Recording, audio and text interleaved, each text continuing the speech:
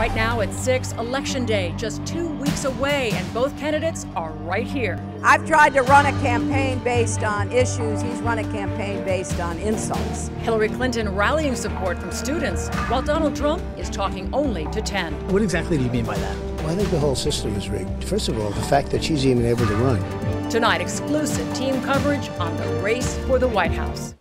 And well, the stakes are high in Florida because the Sunshine State is a must-win state for both candidates. And so far, Hillary Clinton is leading in Florida, but if you ask Donald Trump, he's the real winner. He spoke exclusively with Local 10 News reporter Andrew Perez, who's live in Little Havana tonight. Andrew.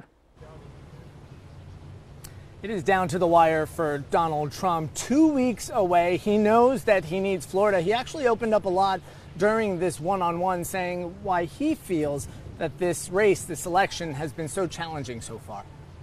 Donald Trump making rounds in Florida, a must-win state for the presidential hopeful. He spoke to a crowd in Doral. You know, a very negative press, always negative press. Saying he's not being treated fairly by the media. He insists he's ahead, though, so we spoke to him one-on-one about it. Do you think that the media has been treating you unfairly all this time? Well, the media's been ridiculous, and everybody knows that. They actually admit it.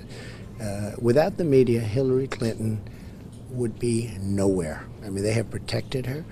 They've saved her.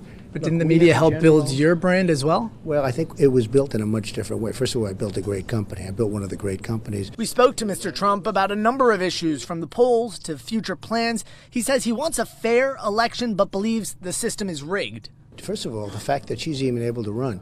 She deleted 33,000 emails, which is against the law. If you lose, though, would you challenge it legally? Well, I'm not even going to talk about that. We're going to see what happens.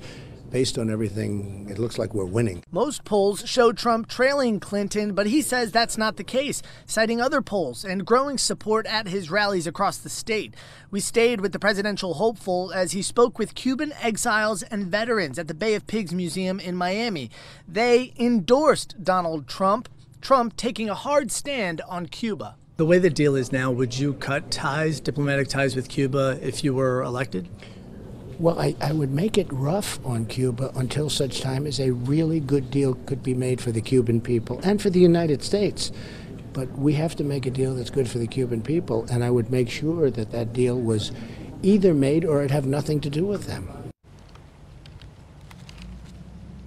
Now, we covered a wide array of topics during that one-on-one. At 5 o'clock, we aired another portion of that interview where Donald Trump came out and he denied allegations that he was trying to skirt around the embargo and seek business opportunities in Cuba. Says he would have never signed off on that. That's something he's going to look into, he says. We've got a lot more on our website, local10.com. We're going to continue to post more of that interview on our website. That's the latest in Miami. I'm Andrew Perez, Local 10 News.